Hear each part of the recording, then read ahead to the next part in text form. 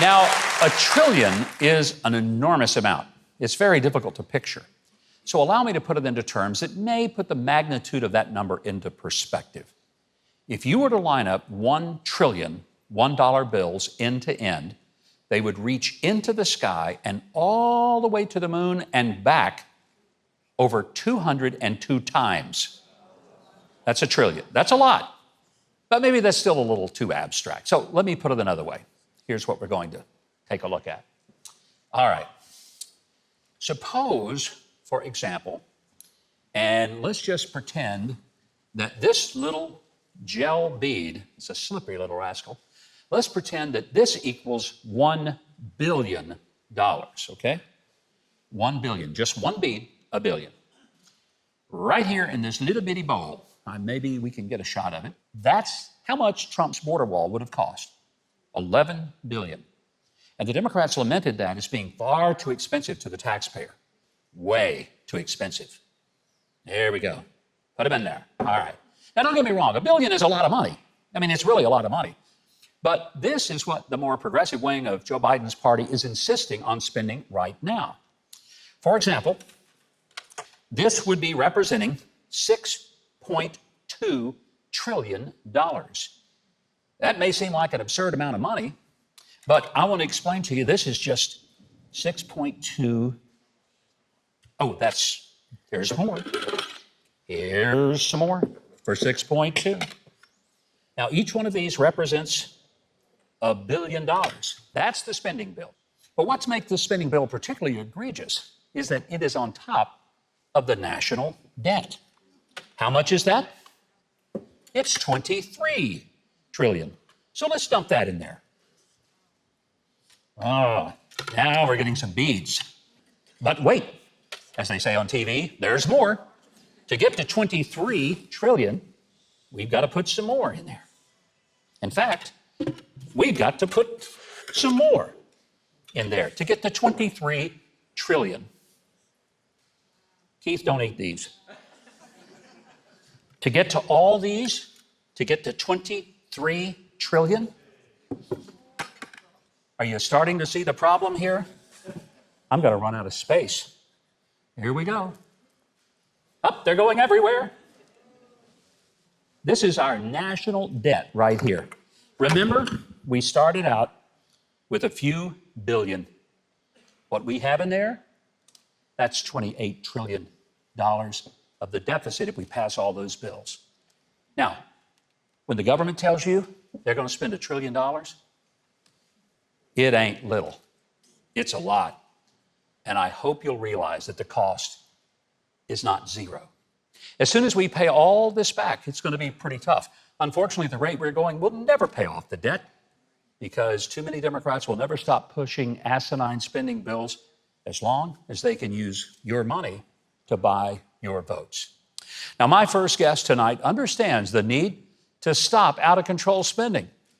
He believes in voting against trillion-dollar spending bills like the one that Congress is considering, and not by raising the debt ceiling. He says these things are eating up the paychecks of hardworking Americans with runaway inflation. I recently got the chance to speak earlier with Congressman Chuck Fleischmann, a Republican representing the great state of Tennessee. He has and will continue to stand up against the radical tax and spend agenda of Washington. Congressman, welcome back. I'm certainly happy to have you, and I know that you are busy in Washington trying to build a different kind of wall, a wall against crazy spending. What's going on in D.C. right now? There is chaos on every front with the Biden administration. The fiscal policy is a wreck. Their foreign policy is a wreck. This infrastructure bill or bills that they're proposing continue to fall apart. The big fear on the part of Republicans such as myself are fiscally responsible.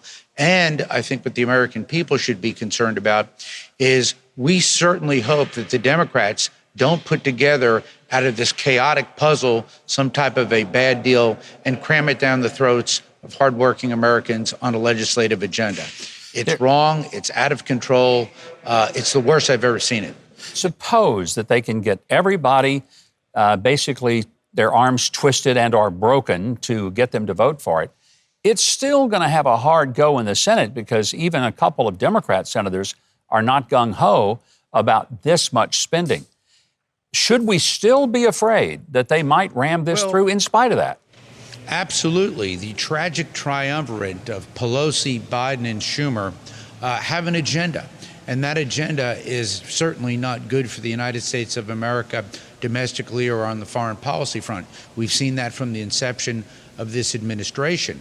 We've got to be concerned because basically Republicans just don't have the votes. We've been very fortunate in the Senate that Senator Manchin and Senator Sinema have tried to hold the line. Now, they are not Republicans. They don't share our great conservative views, but they don't share the outright, totally ridiculous views of the radical left. What is in this spending bill that the citizens sitting at home, watching TV, or sitting around their kitchen table, what do they ought to be concerned about that is in this bill specifically, Congressman?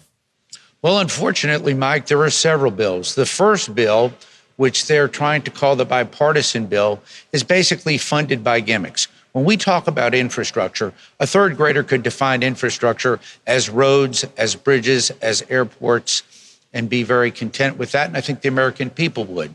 An infrastructure bill is not a social justice bill. I don't like the Democrats' social justice agenda and their bloated spending agenda, but call it for what it is. They keep changing the narrative.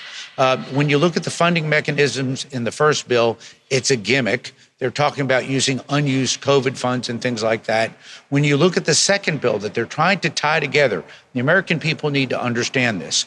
This smaller bill, the $1.2 trillion, they want to tie, radical progressives want to tie it to the $3.5 trillion infrastructure social spending bill that has horrible tax increases, very bad tax consequences for hardworking Americans. They're trying to reverse piece by piece the strong, great agenda that President Trump had put forth and successfully did when he governed this country.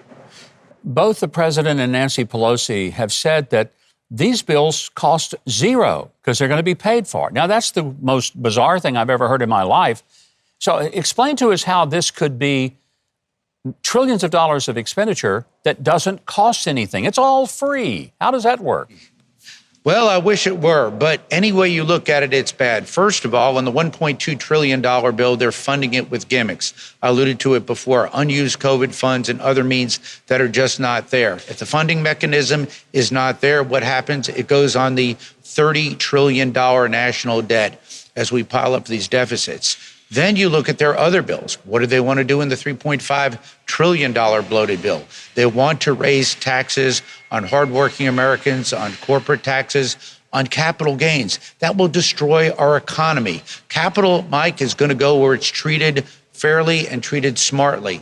And guess what? That's the United States of America right now.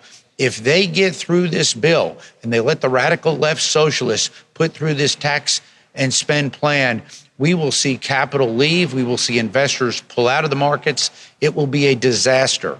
Unfortunately, the Democratic Party now is controlled by the radical left wing, and we see that every day on the social end, on the fiscal end, on the foreign policy end. America can't stand that, and let's face it, markets will react to this. It's wrong, and that's why we've got to stand up. I realize not everybody in America is as conservative as me, but we've just got to restore some fiscal and social common sense to the American agenda. It has left us with the Biden administration.